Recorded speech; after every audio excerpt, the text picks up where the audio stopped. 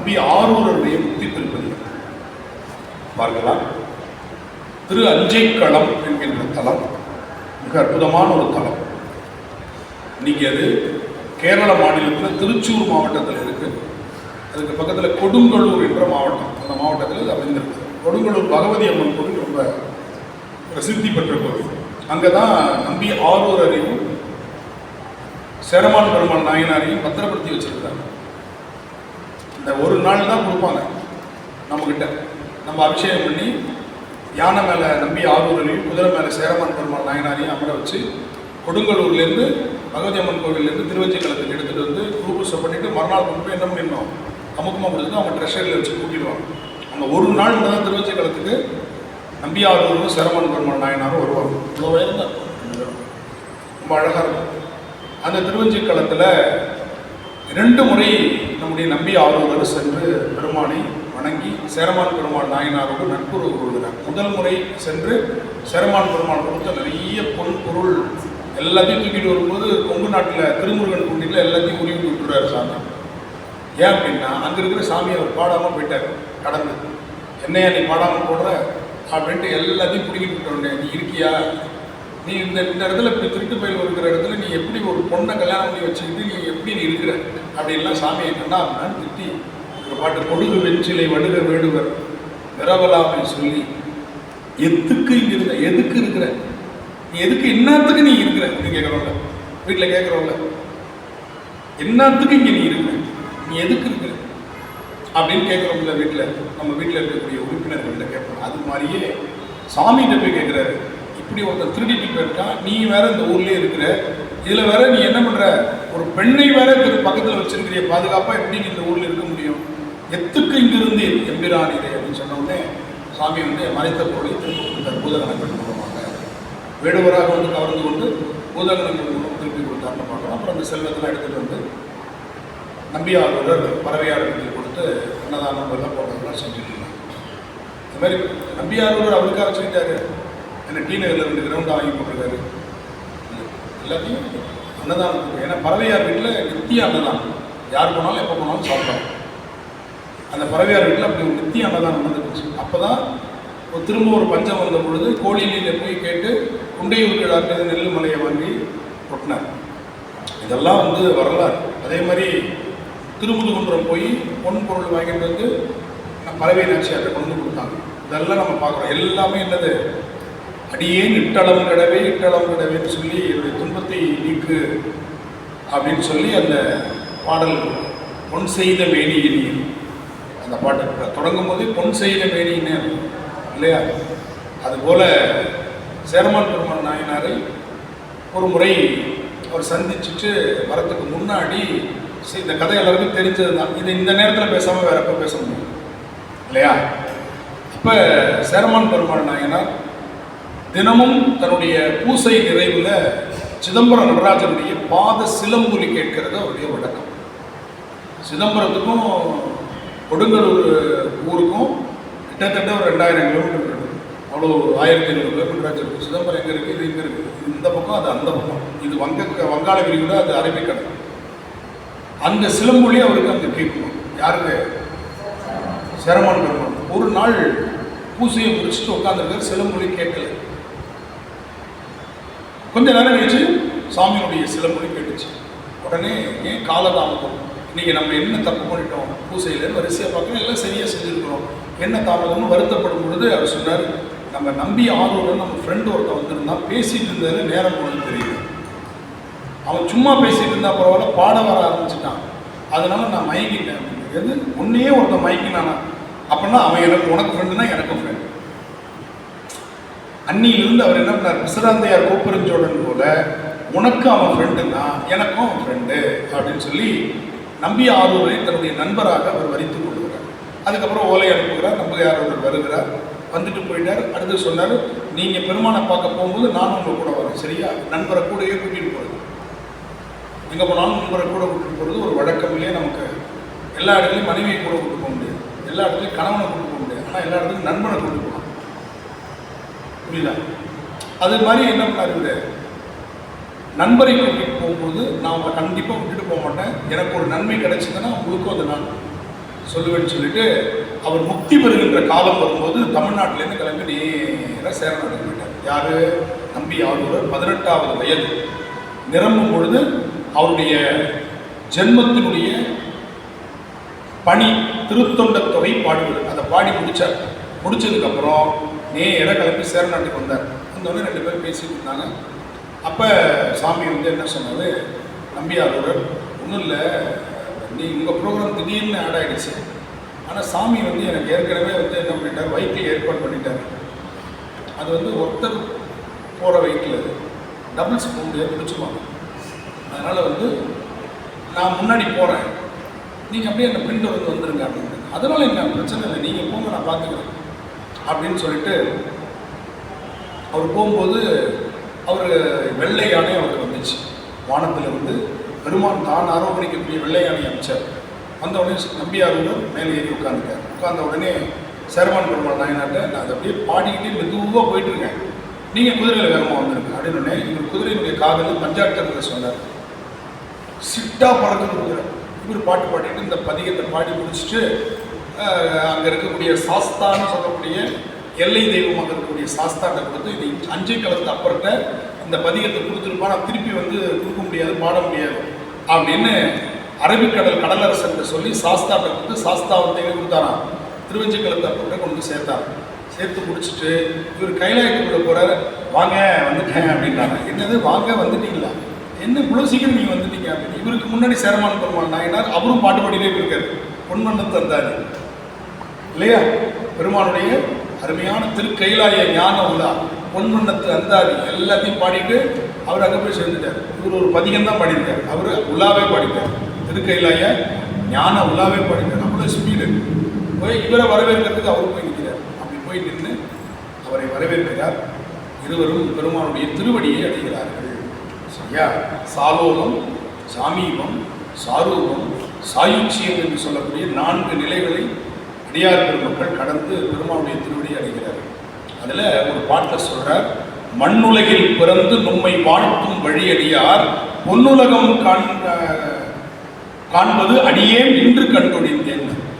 பொன்னுலகம்னு சொல்கிறது கைலாய மலை அப்படியே தக தக தக தகன்னு வெள்ளியில் அப்படி வெளிச்சம் படும்போது, சூரிய வெளிச்சம் படும்போது தங்கமாக மின்னும். கைலாய மலை பொன்மலையாக இருக்கும். அது மாதிரி அந்த கைலாயத்தை நான் அடைவேன், பெருமானை வழிபடுபவர்கள் கைலாயத்திற்கு செல்வார்கள் என்பதற்கு நானே பெரிய உதாரணம், இன்று கண்டொழிந்தேன். அப்ப கைலாயத்தை முக்தி பெறுவதற்கு அன்று பாடிய திருப்பதிகம் இது. இந்த தானனை முன்படைத்தான் மண்ணில் தொடங்கி விண்ணில் நிறைவு செய்த திருப்பதி. அதுதான் ரொம்ப முக்கியம். பண் பஞ்சமம், ராகம் ஆகிரி, தாடம் ரூபம். இது தக்கதிமி அப்படிங்கிற சந்தத்தில் அமைந்தது. சரி கவனிங்க, ஒரு பாட்டு ஃபுல்லாக பாடுறோம். தானனை முன்படைத்தனறிந்து தன் பொன்னடிக்கே நான் என பாடலந்தோ நாயினேனை பொருள்படுத்து தானனை வந்ததில் கொள்ள மத்தையானை அருள் புரிந்து ஊன் உயிர் வேறு செய்தான் நொடித்தான் மலை உத்தமனே. தகதிமி தகதிமித தக தகதிமி தகதிமித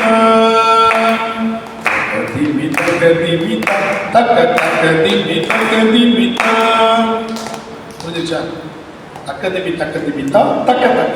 ஏன்னா அந்த தக்க அப்படின்றது அதன் அறிந்து தன் அதன் அறிந்து தன். ஒவ்வொரு இடத்துலையும் அந்த 2 வேர்டு பீச்சில் வரும். இவர்கள் கவனிங்க, ரூபகத்தாளம் தானே. நான் இதில் பாடும்போது கவனிக்கணும். பன்முறை பாடும்போது என்னை முன் படைத்த அது அப்படின்னு வருது இல்லையா?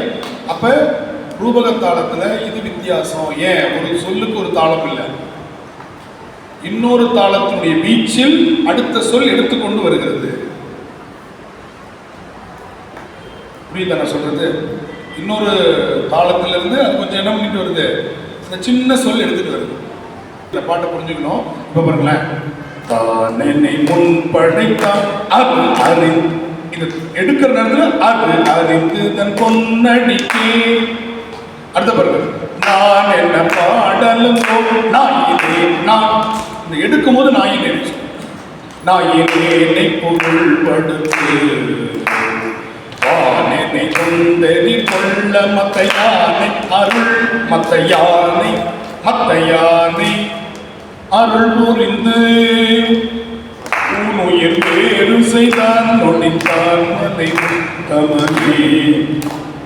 நொடித்தான் மலை என்பது கைலாய மலை. ஏன்னா அது சரிஞ்சுக்கிட்டே இருக்கும், நொடிச்சுக்கிட்டே இருக்கிறனால நொடித்தான் மலை. இப்போ இது நொடிக்குது, ஆடுதுன்னா அது போய் நொடிக்குதுன்னு சொல்லுவோம். அந்த மாதிரி அந்த மலை குலுங்கி கொண்டே இருக்கும். ஒரு பையன் ஒரு ஆட்டி விட்டு போயிட்டான், அன்னிலேருந்து குலும்பிக்கிட்டே இருக்கு. யாரு?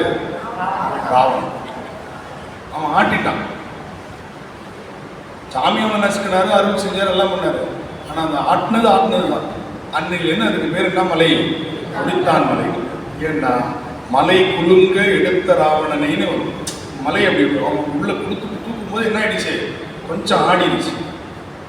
அதுக்கப்புறம் சாமி வச்சு நசுக்கிட்டாரு. இருந்தாலும் ஆடினது. அதனால நம்பியார் சொல்றாரு, அது நொடித்தான் மலைன்னு. இன்னைக்கு வரையும் செஞ்சுக்கிட்டே இருக்கு, கடை செஞ்சிருக்கு. இதுதான் ஏதாவது ஒன்று மாதிரி செஞ்சுட்டோம்னா அது தொடரும். அதுதான் நொடித்தான் மலைன்ற காரண பெயரால் சொல்ற. கைலை மால்வரை எத்தனையோ பேர் இருந்தாலும் நொடிக்கிறது அப்படின்றத சொல்றாரு. அதனாலதான் அவர் என்ன பண்றாரு, ரோடு வேவை தேர்ந்தெடுக்கல கைலாயத்துக்கு போறதுக்கு, ஸ்கை வேவை தேர்ந்தெடுக்கல. ஏன்னா எங்கேயா நொடிச்சுக்கு பள்ளத்துல திருப்பி கங்கையில் விழுந்துட்டோம், என்ன மேலே போயிட்டார், சைன்னு மேலே போயிட்டு போகும்போது பார்த்தா சரிஞ்சுக்கிட்டே இருக்குங்க, நொடித்தான் மலை அப்படின்னு.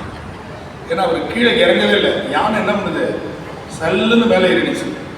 சரியா? அதுதான் இந்த பாட்டு. பாடலாமா? பார்க்கலாமா? கவனிங்க, கவனிச்சுட்டு பாடுங்க.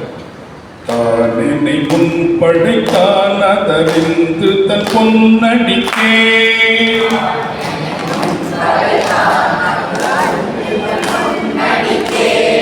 நான் என்ன பாடலும் கோனாயினேனை பொருள்படுத்து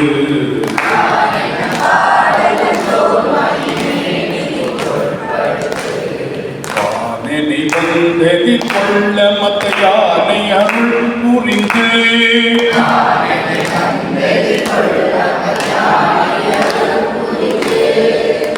உயிர் வேறு செய்தான் நொடித்தான் மலை தமனே.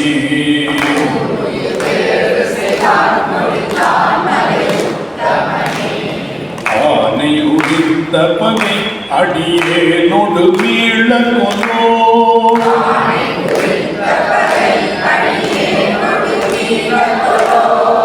மூனை உயிர் வெறுத்தியொள்ளியானை நினைவிருந்தே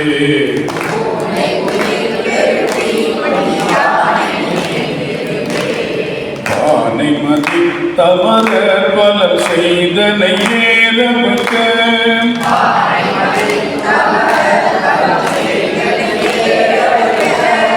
ஆனை அருள் புரிந்தான் நொடித்தான் மலையும் தமனே.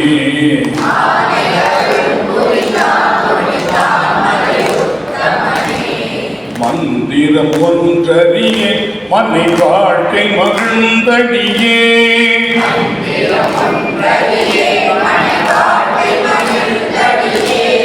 சுந்தர வேடங்களால் துரிசே செய்யும் கொண்டனமே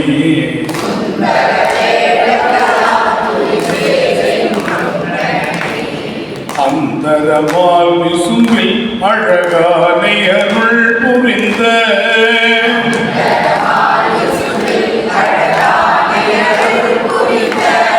சுந்தரமோ நெஞ்சமே நொடித்தான் மலையும் தமனே.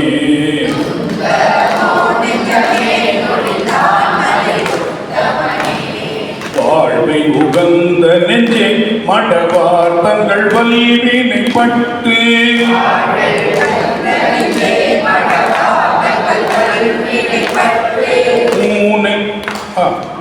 ஆழ முகந்த என்னை அது மாற்றி அமரல்ல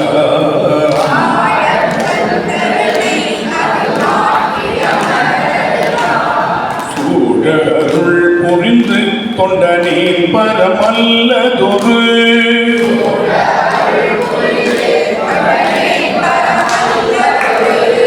வேழம் அருள் புரிந்தான் நொடித்தான் மலை உத்தமனே.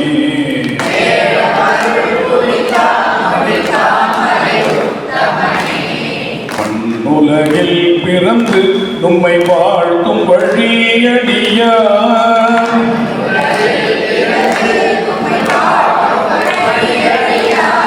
பொன்னுலகம் பெறுதல் தொண்டனே நின்று கண்டொழிந்தே.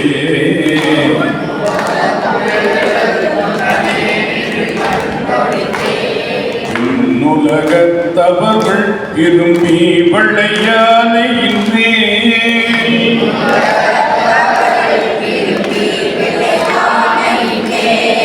என் உடல் காட்டுவித்தான் முடித்தான் மலை உத்தமனே.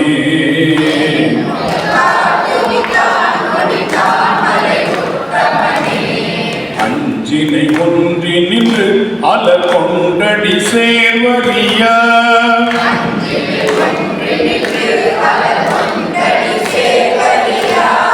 வஞ்சனை என் மனமே வைவான நாடர் முன்னே.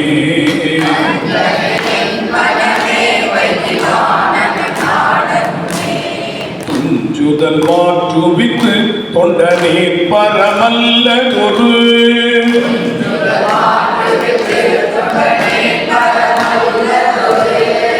பெஞ்சினகானை தந்தான் நொடித்தான் மலை உத்தமனே.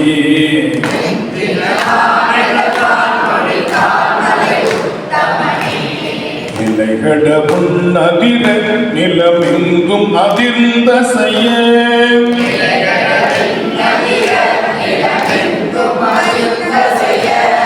மலையிடையானை எரி வழியே வருவேன் எதிரே.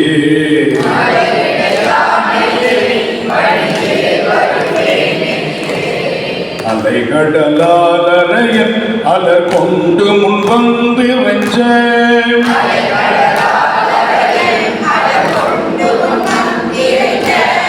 முலையணையாத வண்ணம் நொடித்தான் மலை உத்தமனே.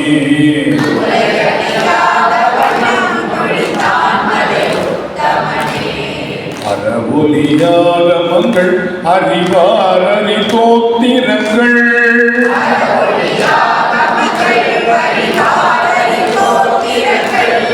பிறவிய வேத ஒளி விண்ணலாம் வந்திருந்து செய்ப்ப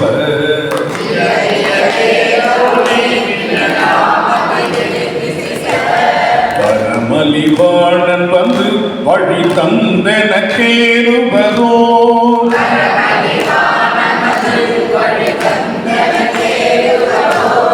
சிரமலியானை கந்தான் கொடித்தான் மலை உத்தமனே.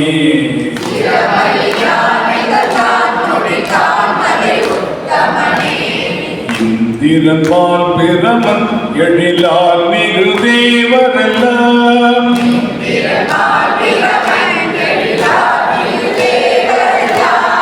வந்ததில் கொள்ள என்னை மத்த யானை அருள் புரிந்து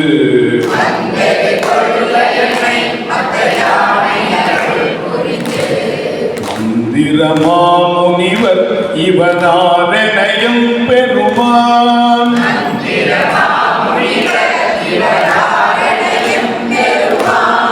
நம் தமர் ஊரன் என்றான் நொடித்தான் மலை உத்தமனே.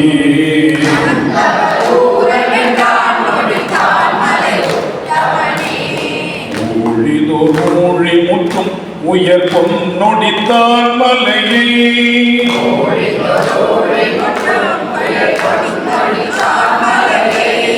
சூழிசையின் கரும்பின் சுவை நாவல ஊரன் சொன்ன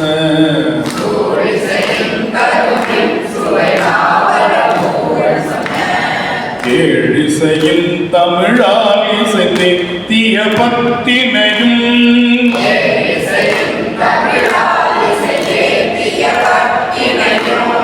காழி கடலறைய ஜெயம் பக்கு அறிவிப்பதே.